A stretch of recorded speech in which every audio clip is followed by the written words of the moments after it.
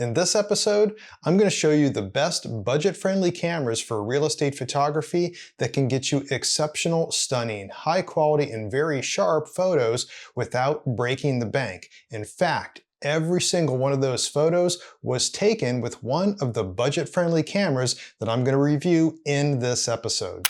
First, let's talk about the criteria for these cameras, and then we'll get to the cameras themselves. That way, if one of the cameras isn't covered here that I'm going to be talking about, then you can make a more informed buying decision yourself. The first thing we want to look at is the price. Now, ideally, we want to keep that budget within about $1,000 to maybe $1,500. And there's a reason for that.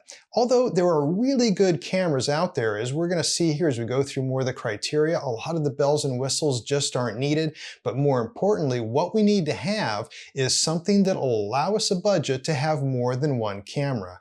Just like any other professional genre, you want to have at least 2 camera bodies at all times.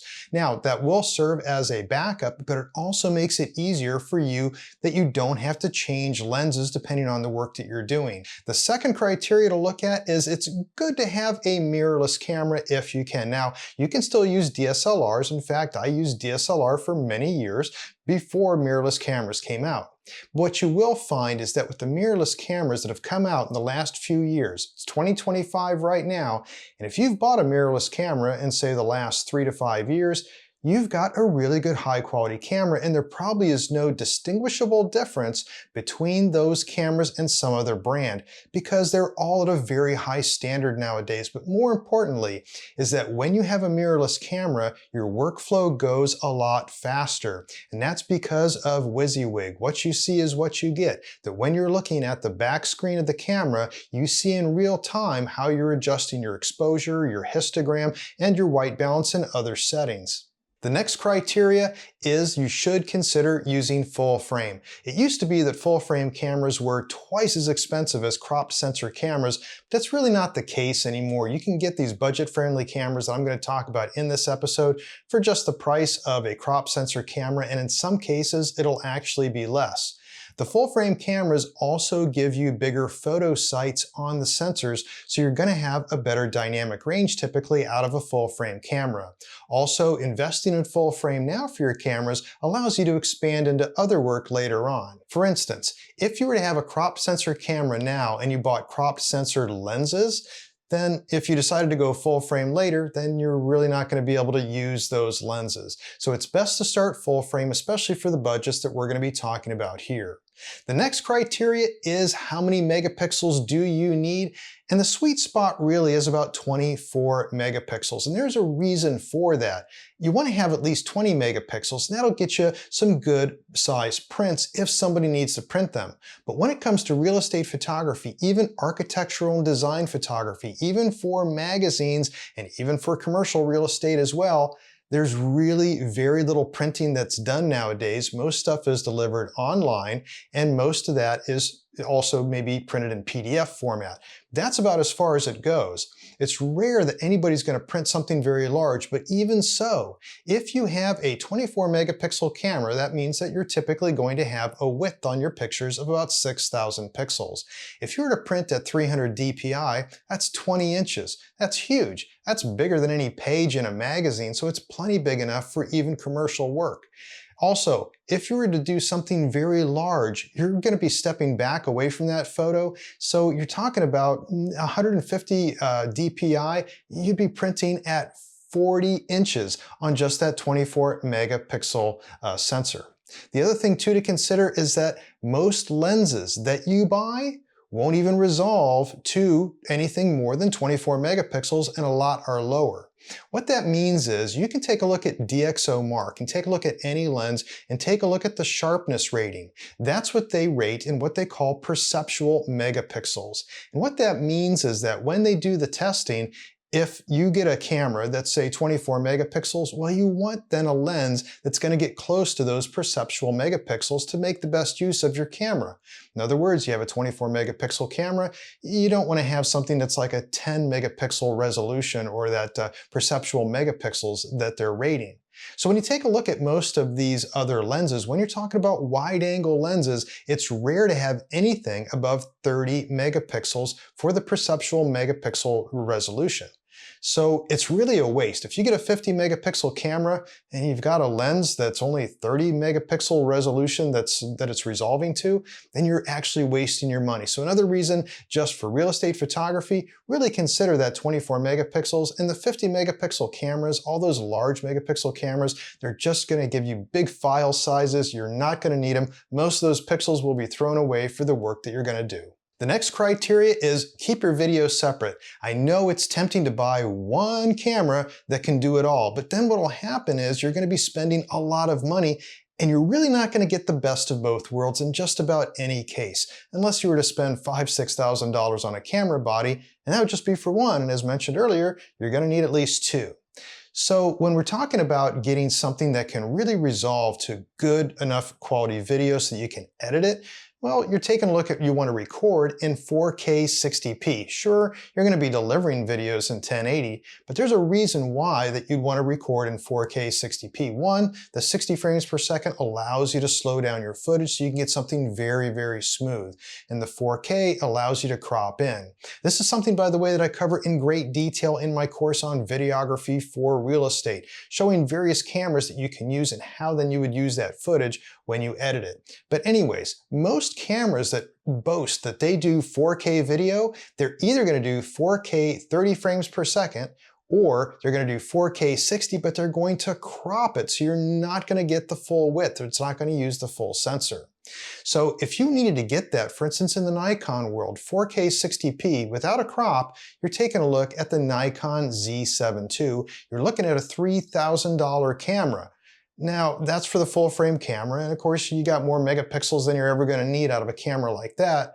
But instead, the budget cameras that we're going to look at, keeping it at just $1,000, well, you could buy 3 camera bodies for the price of that. And then you can buy an MFT, a Micro Four Thirds camera like the Lumix GH5 Mark II. It does 4K 60p, and it is amazing. That's in fact what I use for all my video work, and that only runs about $1,200. So keep it separate. And this is one of the keys, is that don't try to get an all-in-one. If you have cameras dedicated to each individual job that you're going to do, you just grab the camera and you go and you can put your effort and your buying decisions into each camera for the job that they're going to do. 2 more criteria just real quick before we get onto the cameras. The next one is try to find a camera with dual card slots. Now, this isn't always possible, but if you can, that's the way to go, because as you're doing professional work, you don't want to have a corrupt SD card when you get home to transfer your files.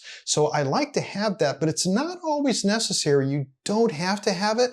SD cards nowadays, if you get a really good quality SD card, then you're probably going to have one that'll last a long time, but you can't always guarantee that. Especially don't forget to always format your card before going to new jobs, as long as you have everything off the card before you format it. That will also help. But when you have 2 SD cards, you don't have to worry about all that. You set them so that they're each backing up, so that as you take a photo on card number 1, it immediately gets copied onto card number 2. Now, some of the cameras that I'll recommend here, to keep them in budget, depending on the brand, they don't always have dual card slots, but when possible, definitely look for dual SD card slots. And the next criteria is to think about lenses. Now, most of this will fall under the brand that you might already have and that you want to be able to work with, and you might want to stay in that ecosystem. But most cameras nowadays, they'll be able to take all the various focal lengths that you want. Now, I'll cover more of the lenses in another video if you'd like to learn more about that. But I also cover, by the way, and I did want to mention before getting to these other cameras, that if you want to learn more about real estate photography and videography, I do have a series of online courses for real estate photography, and I also have some best-selling books on real estate photography as well, and I have links to all that down in the description. But without further ado, let's get on to the cameras that I'd recommend and why.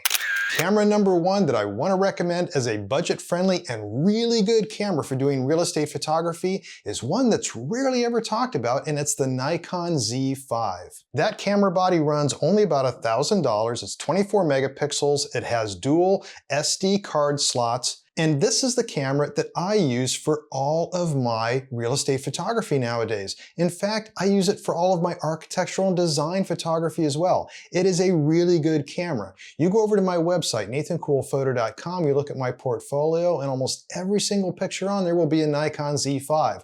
If it's not, it was done with an older DSLR. It just goes to show you how good that camera really is. I've been completely satisfied with it, and one of the reasons being is $1,000? Well, I don't have to worry about changing out bodies. I can buy multiple bodies and keep multiple lenses on them.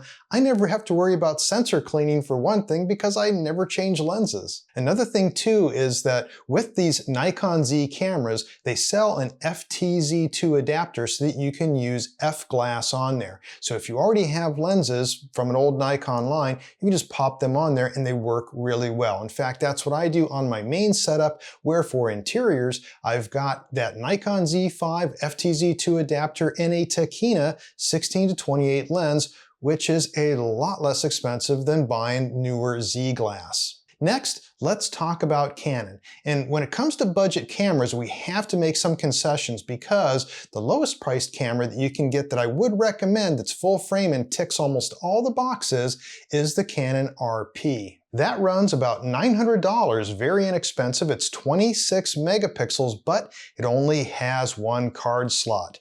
Now, it's not quite as good on dynamic range as the R8, which runs about $1,300. It'll get you a little better quality, but everything else is similar except for really the dynamic range and a few other things when it comes to video and whatnot, but it still only has one card slot. So to really get two card slots, you'd have to go up to the Canon R6 Mark II, which costs about $2,000. And that is then about twice as much as what you'd pay for the RP. So if you want to stay with Canon, then you have to ask yourself, well, do I want to pay twice as much compared to like the Nikon Z5 to have something that has two card slots? Otherwise, am I okay with having a budget camera that falls into that same type of price range that we're looking for, $1,000 to $1,500, that only has one SD card slot? So that's kind of a conundrum when it comes to Canon. Next up, let's talk about Sony, and still to this day, one of the best cameras for doing real estate photography by Sony is the A7 III. You can pick one up for about $1,400 on sale, otherwise it's about $1,800, so it is a little bit at the high end of what we'd be looking for a budget camera, but it has dual SD card slots, and it also has slightly better quality than what you'd get out of the Canon R6 even. But the Sony menu system can be a bit daunting. If you're new to photography, or if you're new to Sony also, going through a Sony camera can be challenging. Now, they're one of the best cameras out there. They've got the reputation for that, but a lot of that also is because of their video. So a lot of videographers use Sony cameras.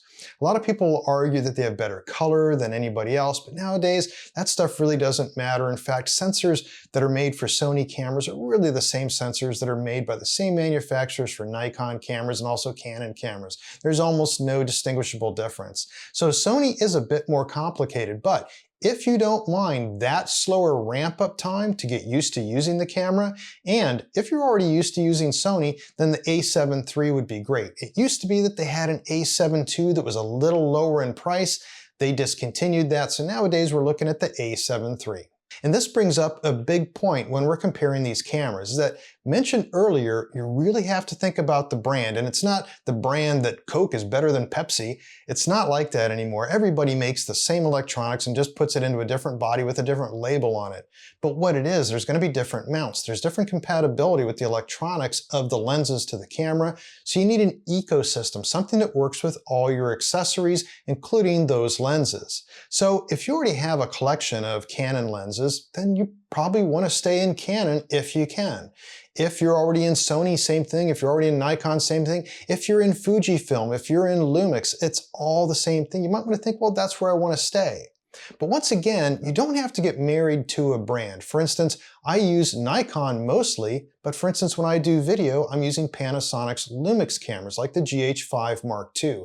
There's nothing wrong with picking a different brand to do a different job. So for instance, if you have a lot of Canon equipment right now and you're using it for wildlife or you're using it for landscape photography, that's great. But when you're going into professional photography, then you're making an investment into a business. And that gear will probably be separate from what you do and what you use for your hobby or other interests that you have in other areas of your photography journey. So consider that it's good to have a brand to stay within an ecosystem, but it doesn't mean you have to.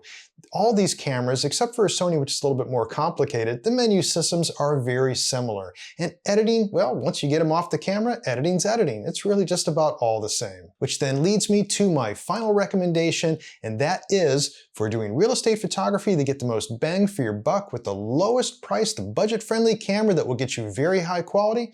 Well, it's the Nikon Z5. Once again, those are the bodies that I've been using for the last few years. They've done a phenomenal job for me, but the biggest thing that I really like about the Z5 is I make more money.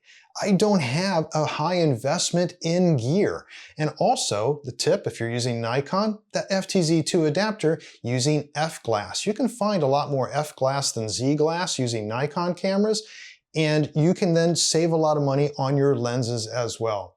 But it's really important that, once again, you make the judgment for yourself based off the criteria that really fits within, very importantly here, your job as a real estate photographer, having your own real estate photography business. Having all the bells and whistles is really fun, but it doesn't necessarily put food on the table. So keep your budget in check and look to have that happy medium between paying just enough to having that really good quality product that shows that you are a professional real estate photographer.